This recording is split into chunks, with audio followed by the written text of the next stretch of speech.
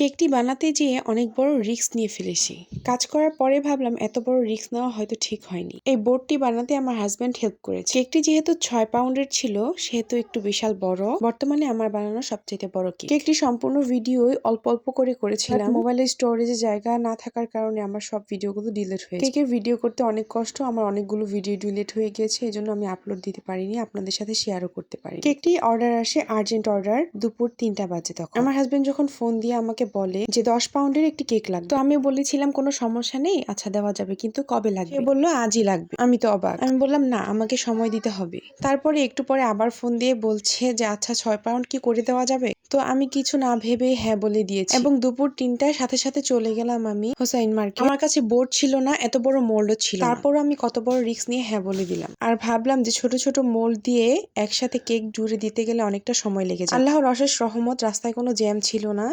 তো আমি হোসেন মার্কেট চলে যাই। আমার টার্গেট ছিল আমি 4টায় বাসায় ফিরবো। সেখানে যেয়ে আমার ওভেনের মাপের কোনো ডাইস আমি খুঁজে পেলাম না। ভাবতেছি হায় হায় কি হলো। এরপর এক দোকানে গেলাম, সে বলল আমাকে 10 মিনিটের মধ্যে বানিয়ে দিতে পারবে। আমিও ভাইটিকে বললাম ভাই 10 মিনিট হলে আমি করব, নয়তো আমি বসবো না। আপনি ডাইস বানিয়ে দিলে আমি বাসায় যেয়ে কেকটি বেক করব এবং অর্ডার করব, এটা ভাইয়াকে জানালাম। 6-7 মিনিট যাবত বসে রয়েছি, ডাইস তো হচ্ছে না, কি করব।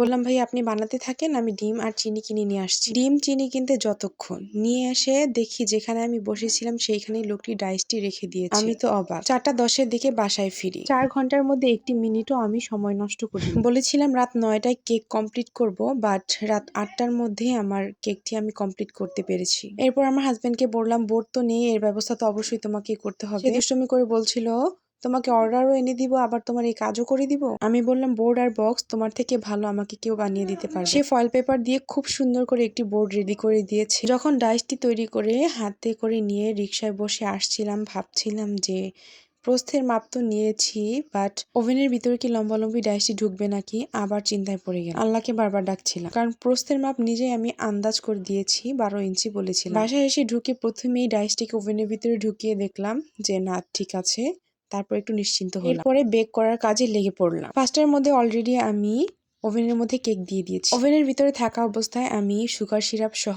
বাকি যাবতীয় সব কাজ, নজেল, পাইপিং ব্যাগ সবকিছু গুছিয়ে নিয়েছিলাম। বেক হওয়ার পরে ফ্যানের বাতাসে ঠান্ডা করছি, যেহেতু আর্জেন্ট অর্ডার ছিল সেহেতু গরম কেকটিকেই কেটে ফেলতে হয়, আমি এটা রেস্টে দেওয়ার সময় পাইনি। এরপর কেকের বাকি যাবতীয় কাজগুলো করতে করতে আমার 8টা বেজে যায় এবং পুরোপুরি 8টাতে আমার এটা কমপ্লিট হয়ে যায়। আর যারা কেক নিতে আসবে তারা 9টার দিকে আসে এবং 1 ঘন্টা আমি এটা ফ্রিজও করতে পারি। গোলাপি রঙের কালারটা আমি একটু সফট হালকা কালার করতে চেয়েছিলাম, বাট যেহেতু তাড়াহুড়ার কাজ এই জন্য আমি কালারটা আমার মন মতো আনতে পারিনি। আর আর্জেন্ট অর্ডার সহ বড় কেকগুলোতে সাধারণত সিম্পলের মধ্যে এই ডিজাইনগুলোই হয়ে থাকে। অনেকে হয়তো ভাবেন কেক তৈরি করে সাথে সাথে খেলে হয়তো বেশি মজা, এই জন্য লেট করে অর্ডার দেন।